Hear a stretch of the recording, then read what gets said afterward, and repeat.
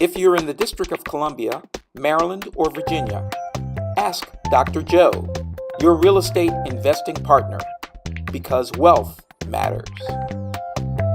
I'm just sharing with you my experience, okay? Whether you believe it or not, it's up to you, but that's just typically what happens when the market turns on you. The dynamics change, and what worked before doesn't always work. And what crushes most people is that they take on too much debt. Okay, it's the debt that's what crushes them because they can't support the debt. Okay, and most investors are not landlords. The thought of renting a house, especially in DC, is like it's like you got to sprinkle holy water or something in the house. It's not the thought of renting in DC is not part of the equation. Okay, but I'm okay with that. Okay, because I've been through it before, and in fact I love being a landlord. I think it's great, especially for voucher holders. I mean, it's cool, Eric? What's your opinion of the market right now? I mean, I don't have a crystal ball, but I do know that market is pretty solid. But I think it's tapering. I don't know. I don't know. I know that it's not going to go on like this forever. Okay, at some point it's going to correct itself. I don't know how long. It could be 6 months. It could be a month. It could be a year. But at some point it will turn. And you don't want to be, standing up when the music stops. You know what I mean? So that's where the plan B kicks in. So for this house, my plan B was to rent. Okay? And therefore, the question was, would the numbers support a rental strategy if my plan A doesn't work or didn't work? You follow me? You had a question before I go on to. Well, I was going to ask you. You said you buy and hold. Yes. And I was going to ask you you said you assume that the market's going to turn. Yes. What would your plan B be if you bought a rental property? Okay. What would the plan B be? The reason, okay, if I was renting this house, I'll rehab it just like this. Okay. I know you think I'm crazy, but a lot of my houses are like this. Okay, they're rehabbed. The granite, hardwood floors as rentals, okay? And that's because I don't want to be the guy, Yes. forget you, there's a guy down the street who's got jacuzzi and so on. I've been there, done that, I'm not going there again. Okay? But if I'm renting this house, I want the person who walks through that door, oh my God, I'm in love. You know what I mean? It's like, I want them to fall in love with my house, okay, such that they're not looking anywhere else, okay, such that they want to make an application, because if they don't get this house, they'll never find a house like this again, okay? That's my experience from when the market turns, okay? So it doesn't matter when the market turns, I'll get people to apply here, because I can play toe-to-toe with all the competition. I'm going in with the assumption the market's going to turn on me, okay? I don't want to go in there with an iffy product, okay? Because if I have an iffy product, if the market is strong, I'll rent it, no problem. Okay? But if I've got an iffy product, the market turns, I may not be able to rent it. Or I will rent it, but I may not get the creme de la creme tenant that I'm looking for. Because the creme de la creme, everybody wants that person. Okay? And they can choose. So Joe, with your plan B for this, Okay. so if the market turned, Okay? then you'd refinance, pay off your investors. Yes. That would be Keep going. So for this house, I don't know, has anyone done DC housing Section 8 program? You familiar with it? Okay. Okay, so for this house in this neighborhood, downstairs will be almost 20, let's just say obviously, let's say $2,900. Okay, that's how much they will pay for a 2-bedroom in this neighborhood. Okay? Upstairs is 4 bedrooms. I will make a 5th bedroom in this house. Okay? If I make a 5th bedroom in this house, they will pay $5,400. Section 8. Okay? $5,400 plus $3,000 is $8,400. Okay? That's how much rent I could get for this house. That's my plan B. Okay? And $8,400 will support the debt on this house if I refinance it. Okay? So there's a plan A, which is to sell, and there's a plan B in the event I can't sell. Are you okay with that? Do you do all your houses Section 8? Most of them, yeah. And Section 8 really works well in high-end neighborhoods because the rate scales are terrible in lower income neighborhoods. In high rent, in high scale neighborhoods, the rents are very, very attractive. Right. So this is one of the high rent areas. So you get the top of the line. Not all areas you get that price. Okay, but this one does. So I've got quite a few rental Section 8. I love Section 8. You know, my longest tenant for Section 8 is 21 years. Okay, and think about this one. The longest tenant is 21 years on a 15-year mortgage. Think about that. Pretty heavy stuff. But the interesting story you tell about going through the process of finding the ideal Section 8 tenant. Right. I mean, this is another rental. I'm going to be doing another one. I got a house up in Columbia Heights, which, what's it called? A couple of them. So I'll be doing another session up there. So I'll talk about the rentals, a bit more details, that one. But yeah, but let's just say that the key to Section 8, or no, the key to buy and hold, I'm sorry, not Section 8, buy and hold investing, is to figure out, is to minimize turnover. Okay? Turnover is when they leave. Okay? When a person comes in, stays for a year, and leaves. Okay? Once they leave, you gotta paint it again, you gotta clean it again, you gotta go through the whole ritual again, and then all the cash flow that you made all the previous months gets wiped out. Okay? Because you have no income coming through. Okay, so if you can't figure out how to minimize that, you're dead. Okay, it doesn't make any money. You don't make any money buy and hold if you have a lot of turnover. You cannot, and it'll drive you out of this business. So you got to figure a way to minimize that. What's that? Your plan B assumes that you'll refinance if the market turns around. If the market turns around, aren't loans, mortgages, suddenly different rates are not able to be gotten for a while? Well, when the market turns, yeah, credit tends to tighten up a little bit. The criteria tends to tighten up a little bit. But okay, so in this house, I'll address that in two ways. Okay, I'll talk about the plan A and I'll talk about the plan B. Plan A is to sell this house. Okay, the house was listed at 1.395 million.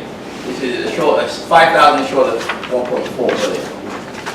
Okay, so 1.395 was the list price. We had 4 offers on this house. The final offer that we accepted was 1.389 million, which is $6,000 below list. 6,000 and 1.4 million is nothing. So it's almost list price, okay? We officially on the MLS, it was on the market for 19 days, okay? But we were haggling back and forth for about a week of that, okay? So the final buyer put a $100,000 earnest money deposit, okay, on this house. And they get a loan where they put almost $500,000. It's crazy. You know, it's like $450,000. I mean, who has this kind of money?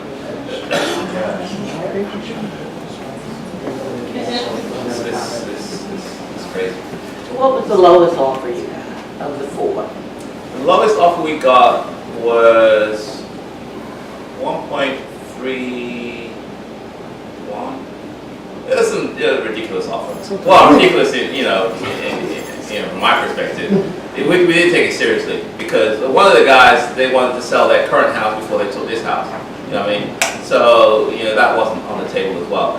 So what's it called? We ended up with that one. Yeah, that's where we are. The settlement is technically scheduled for November the 3rd. We'll see. What's it called? Let's see if I can answer your question, Steve, on that one. So The question that Steve had was when the market turns, okay, and I can't implement my plan A, okay, and the credit market tightens, okay, can I still implement my plan B? Is that right? Okay. So I'm in this house for $900,000. Okay. Let's just say $900,000. That's $550 for the acquisition, $350 for the rehab. Okay. 355 is 89. Yeah, it's not that 9. Yeah. 9, and then you throw it. So let's say I'm in it for $1 million. Let's just say, okay, we add on the closing, what's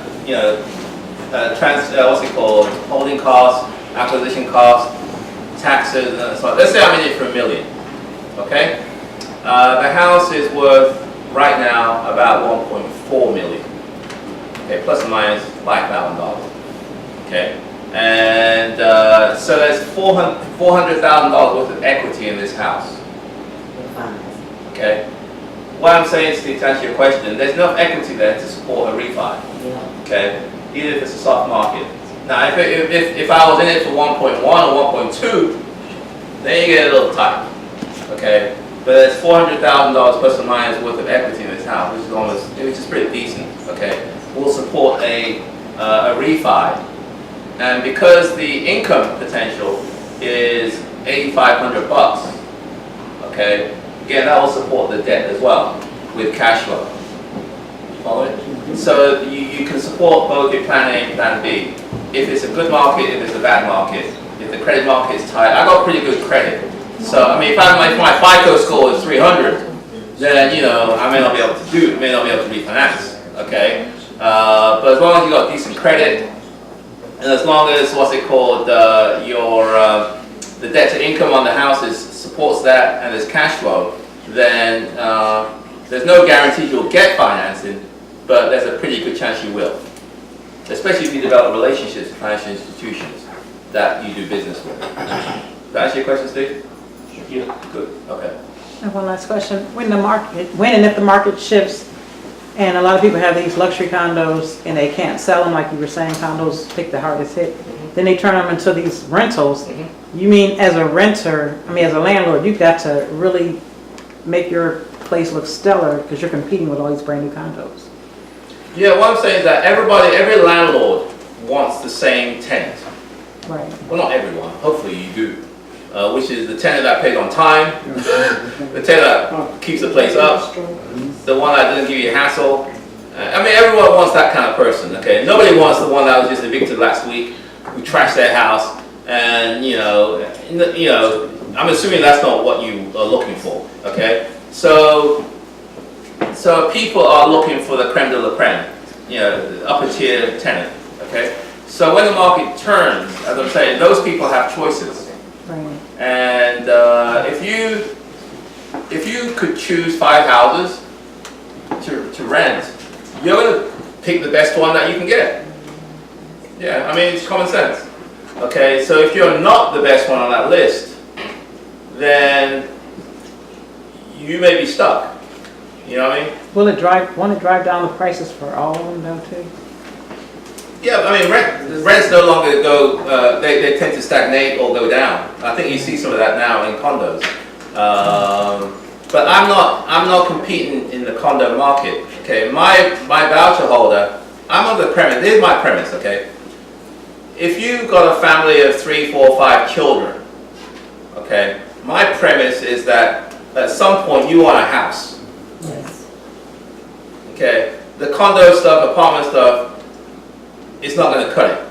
Okay, it's not the end game. Okay, the end game is a house.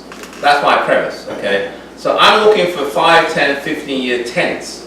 Okay, and if your end game is a house, because that's where you want stability, that's where you want your kids to be raised and whatever. Okay, it's a house, not an apartment. Okay, if you got the house, then there's a better chance that you will be the end game. Okay, if you got an apartment, my premise is that you're not the end game. You're just like an intermediate until you find a house. So people will not be staying for 5, 10, 15, 20 years. they'll be there in 5 years, and then they'll move on to a house. Okay, because the kids they've outgrown the place. You see what I'm saying? That's my, and I strongly recommend that if you're going to go into this business, you try to reduce the cost of financing. Okay, and financial institutions is cheaper money than say hard money.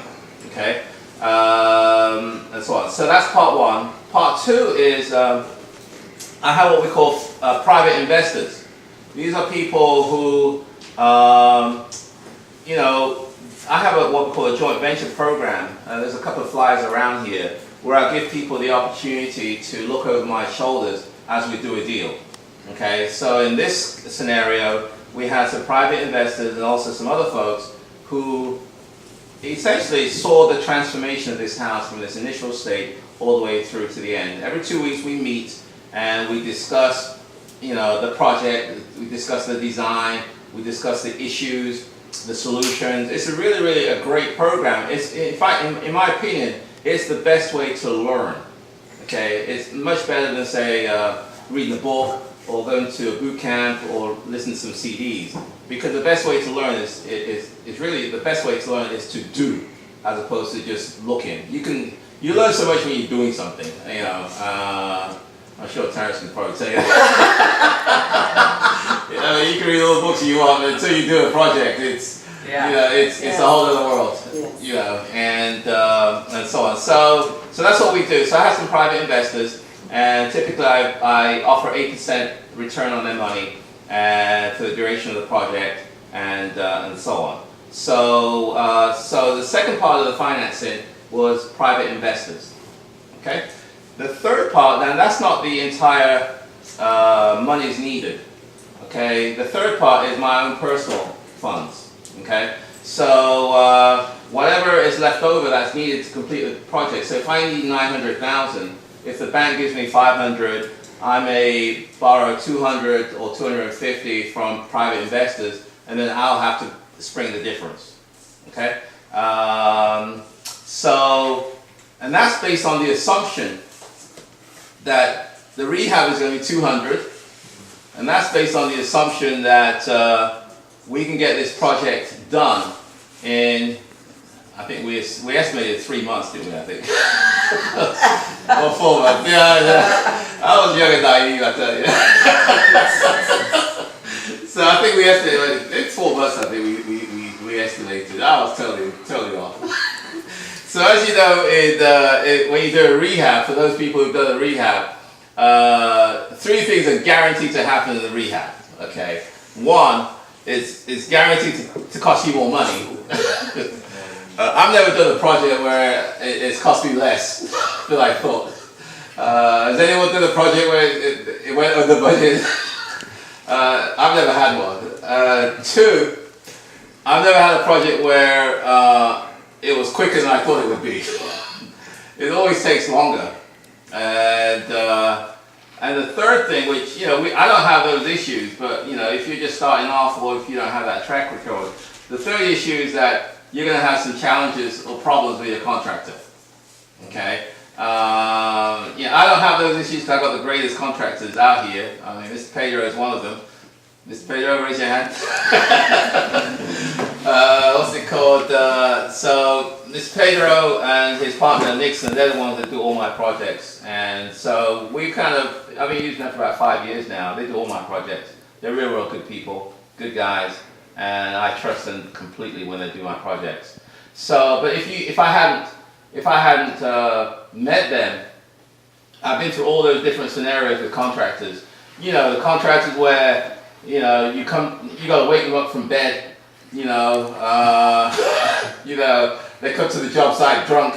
You know, the guys who they don't have a car, so you gotta take them to Home Depot, and they can't get home, so you gotta stay here all day until they finish. And yeah, I've been through all those scenarios, and it gets old real fast. And I'm sure we can all talk about contractors over a drink. But yeah, so that's how it was based on the assumption of $200,000 renovations. Okay, and as I said before, the renovations, it comes to around $350,000. Okay, so we're $150,000 over budget. okay? And I'll talk about that, you know, a bit later on. But in scenarios like that, I don't go back to my investors and say, hey, oops, I made a mistake. I need another 150,000. You know, I have to fund that myself. Okay, so and there are plenty of projects out here whereby people start, they run out of money and they can't finish. Okay, there's a project across the street. They've been doing that thing for at least a year and a half, and they haven't finished it yet. Okay, they stop for a while, like a couple of months break, and then they continue again. Then it stops, you know, and then a couple of months break again, and it continues. So they have some financial issues, I think, and that's what's preventing them from completing their project. So, so that essentially is how this project was financed. Okay, a mixture or a hybrid of financial institutions money through my line of credit, private investors, and also personal money. Everybody okay with that? Any questions? Cool? Okay, let's go to part 3, which is the transformation of this house. This, as I said before, this house was abandoned. I sent you the before photographs and videos, so hopefully you've had time to look at that. Because I know if I didn't show you that, you wouldn't believe me how this house was. You probably thought I bought it like this. I try to rip you guys off, you know. Believe me, it was not like this. You know. So anyway, assuming that you've looked at the video, let me just kind of summarize where we are. So in this house, oh, you've been to those DC houses where you come in, there's a little foyer. Okay. So in this case, there's a foyer. I'm falling around. There's a foyer here. Okay. And there's a door here. Okay, so if someone's standing over here, they can't see me. Okay, so there's a door, we go in, and now we're in the sort of the main part of the house. There's a wall up to here, and there's an opening, and there's another wall over here. Okay, so far? So I now enter the living room. Okay, now I'm in the main area, but I still can't see you guys, because there's another wall over here somewhere. Okay? Okay. If I want to go upstairs, I'll go like this. It'll be here. I'll go up the steps and turn around and go that way. You got me? So that's how we'd go upstairs. So all the stairs in the house were pointing this way. So from here to the second floor, and from the second floor to the third floor is going that way. Got me so far? So where you guys are, what's the lady in the white? Masira. Me? Masira. Yeah. Masira? Masira. Masira, okay. So Masira is in the dining room over there, okay? And she will not be able to see me if I stand here, because there's a wall that separates the two over here, okay, so far? And yeah, what's your name, sir? Peter. Peter, okay, where Peter is, you see that window behind you, Peter? That was where the bathroom was, okay? And Marcus, and that's where the kitchen was, okay? So it was a living room, dining room in the middle. Where Peter was is where the bathroom was, and in the back was where the kitchen was, okay? And what else was there? Have I missed anything else, Peter? That's just the first floor. That's just the first floor. Yeah. There's a lot of walls. This house, there was a brick wall here, wasn't there? Was there a brick wall here? You see those houses where they have the exposed brick? There was, I think there was it on that side? What's this side? Yeah. Where Pedro is, along that wall was exposed. Was the brick, wasn't it? Yes, I believe. There was a exposed brick over there. So one of the things that we had to decide was, do we keep the exposed brick or not? So that's the first floor. When you go upstairs, there was 1, 2, 3 bedrooms upstairs. And the main thing was that on the 3rd level, because the stairs is going this way, okay, if you're going to the 3rd level, you enter into the master suite. You follow me? And because the stairs is going this way, we did not have a roof deck, okay? So we thought that it wasn't part of the discussion of the roof deck, But either way, if you go to the third floor, you go straight into the master suite. Okay, so there's no privacy for, no one can go up there because it's just totally for the what's it called, the person in the master suite. So what we wanted was, so there's several scenarios that we thought of. One was, first of all, do we keep this house is about 110, 220 years old. It had a lot of dark panel wood, around the rims was all dark panel, just, the old historical kind of thing. So we had a lot of that. So one of the questions was, do we keep the historical flavor of the house, which we could have done, okay, or do we not? Some of the houses around here, they have that historical dark panel wood, dark everywhere. And Can we take this recording to you? You were off on both. No, you're out. no, that's why I have this backup. I don't want to do that. Okay, so you in? Yeah, I'm good. No, because yours is gone. Yeah. Okay. We try to do We need Facebook your Live. number. We did Facebook Live today. My first one. So yeah. So we always got there to Facebook Live. The battery ran out. Okay. So any questions so far? Where would we find you? Where would we find this on Facebook? Where will you find us on Facebook? Under Joseph Asimo, he has a page. Okay. So if you go, the email that he sent out, at the bottom it says, I need Facebook or follow me on Facebook. You click the link, it'll be there. Yeah, I'm not into Facebook. I'm gonna try and get into it. I'm old school email. Any other questions? Can we view it? I didn't see it. Oh yeah. So what I've got some. Everyone should have a name tag. Okay, this is the third part of the meeting now. What I would like for you, we got some refreshments. My only request is that you interact with at least 3 people that you don't know. Okay? I don't want you kind of forming your little cliques where you know everybody. I want you to go out there, talk, introduce yourself to other people. I want this to be a networking opportunity, okay? Get to know people you don't know, and let's see if we can support some business together. And I have some flyers about my JV program if you're interested. My wife's got some flyers about her staging if you're interested. There's some food here. I got some water, and you can stay until the food's gone. If you haven't been through the house, feel free to walk through the house. All I ask is that please don't touch the walls and be respectful of the home. Thank you, Joe. Okay?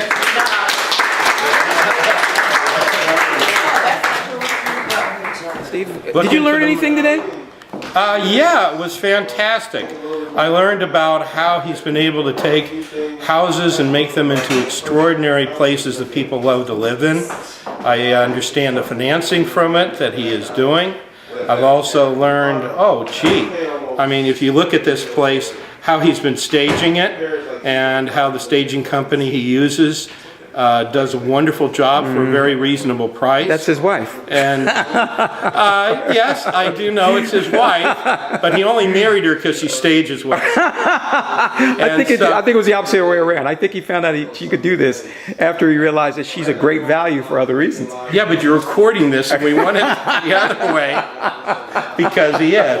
But no, seriously, Joe loves his joint venture people, and they provide him a really good insight into it, and it helps him, get different opinions, because sometimes when you're doing rehabs, you kind of get a blind spot and you keep going, and with the different opinions it really helps, and you can see it on how this is done. I can say the quality and finish is incredible. The way they found out a view of the Washington Monument, and when they put the roof deck in, and the quality on the roof deck was beautiful and wonderful. And I'm surprised that he didn't get much more than 20% more than he thought for the house originally. So somebody's got a really good deal here. There there. All right, Don't get too gotcha. close, then I look fat. Don't get too close. No, you don't look fat. I got you. I'm zooming in real tight now, okay?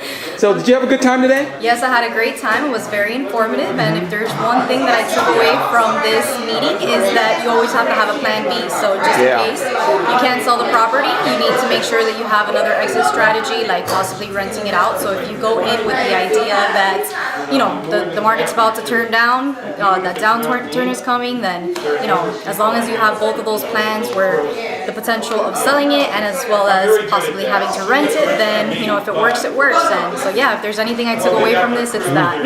Okay. So, Well, yeah. you're about to implement that in your own way, right? Yeah, definitely. I mean, yeah, I didn't think about that before, about always assuming that the market's about to turn on you. But yep, going forward, I will be taking that into account and making sure that my my properties work for both buying and holding, as well as buying and selling. So, yep. Good. So a lot of people mentioned that. Other people have mentioned that. But Yeah. that's a Yeah, that was fact. like the biggest thing that I took from this was that. So. Okay. Well, I'm glad you're here. Your name is Jackie. Yep. Jackie Forte. Yep. And your forte to now will be having a plan B, right? Exactly. All right. I hope to see you again soon, All Jackie. right. Hope to see you guys soon too. Okay. Yeah. I've seen you before at these events. Yeah. So, Okay.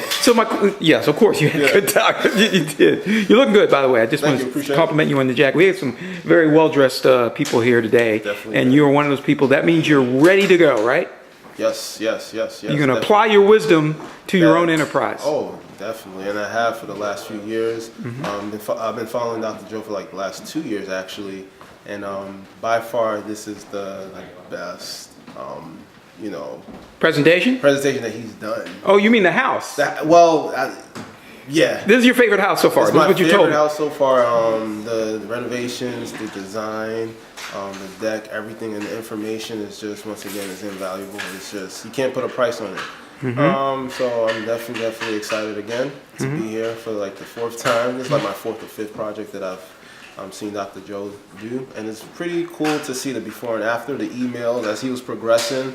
I seen the videos, and this house was a nightmare. It's getting up there. Yeah, but to see the final. Oh yeah, the condition of the house, was initially interesting, but now to see the final product, it kind of gives you an idea, makes you more prepared when you want to do your own project. And Dr. Joe, once again, he's a great resource. He will provide you with his contractors and just assist you, and that's like not a lot of investors are doing it. They don't have the time, so. Yeah, this is almost as much of an endorsement of his contractors as it is of his capabilities, and it almost makes you want to just say, "Look, whatever your team is, let's follow it with your team. That way we can get guaranteed results." Yes, and people who have actually come to these events have actually used his contractor, and so people are benefiting from his network as well, even financees as well. So it's a great thing. Okay, you've got projects in mind. New construction, yeah. And what is this your year? Or are we getting into the first quarter next year? First quarter of next year. I'm working with a few people. I'm gonna bring the deal to the table, no money down, and just get like 10, 15, 20% of whatever the final,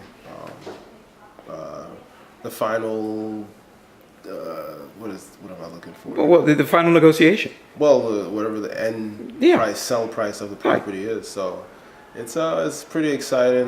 Get a little bit of cash up and create relationships and just continue, building cash, and hopefully one day I can do $1 million property as well and make some big bucks. Another bird is about to fly out of the nest, right? Yeah, it's progress. In real estate, everything's about progress, but it's very progressive. You don't want to jump into something quick and kind of like lose it all. So another thing I learned from Dr. Joe is precaution. Be very precautionate, be careful, and just make calculated risks and be strategic.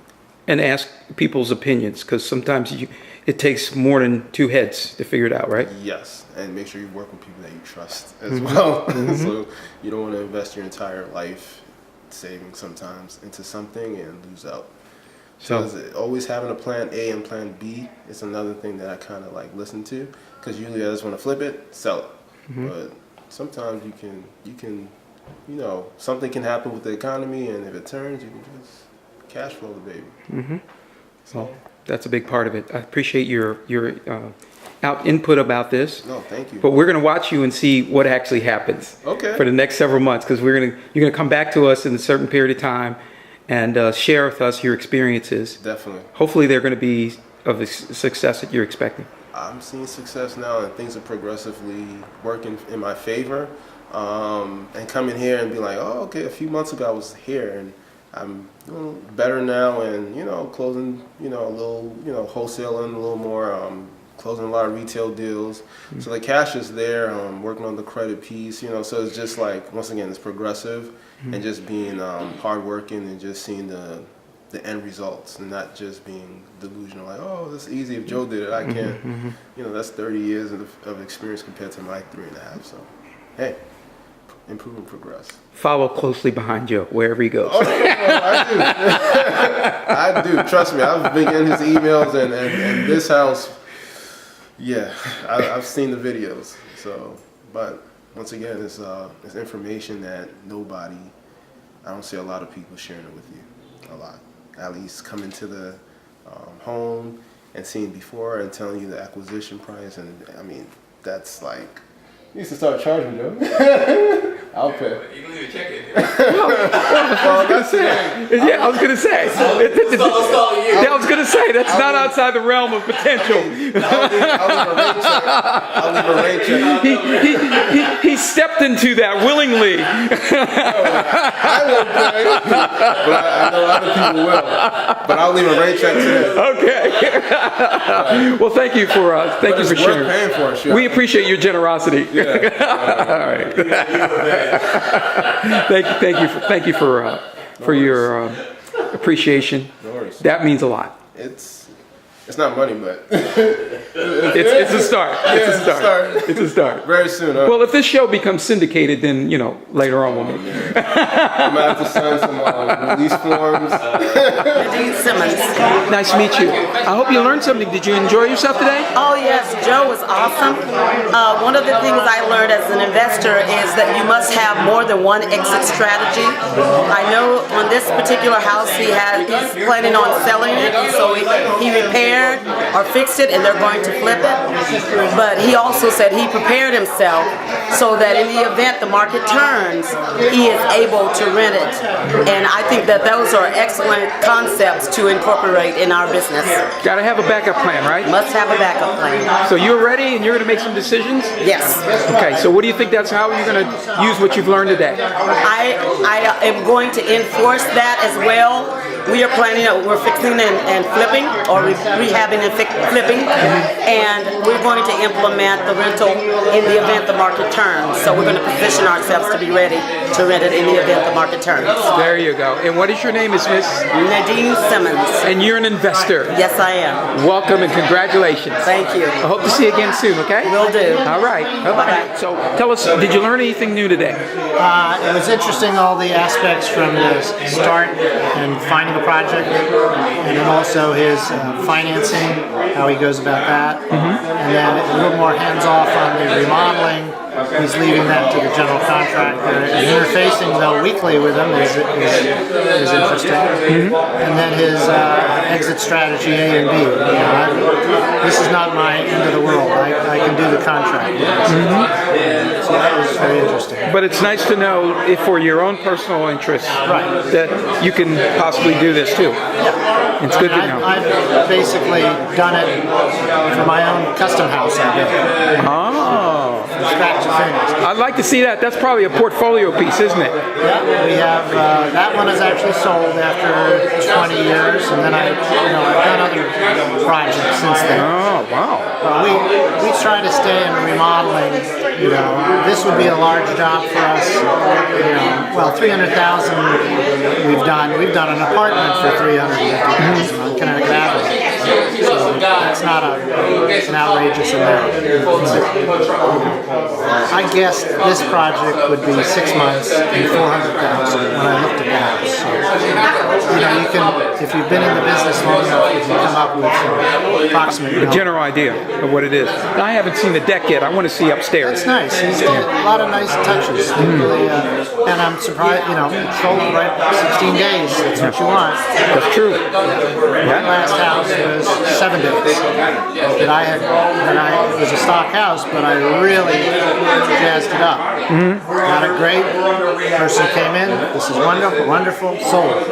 And we've got the money and we're ready to go. And 6 days later, the contract takes a while just to get the contract. So I imagine with this house, the people saw it, they started the contract process right away. 6 days or 16 days, that's what it'll take. Sounds like a 90. Likewise, thanks for your time. You take it Appreciate easy. it. Okay.